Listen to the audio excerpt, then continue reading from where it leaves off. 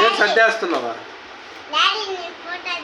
Friends చూడండి, ఈ నా చిన్న కొడుకు ఏబిసి రుద్ర అని బ్యాగ్లో పెట్టేస్తున్నాడు. పలక చూడు అడ్డం పెడుతున్నాడు. ఆయనకి అంత ఇంట్రెస్ట్ చదువు అంటే.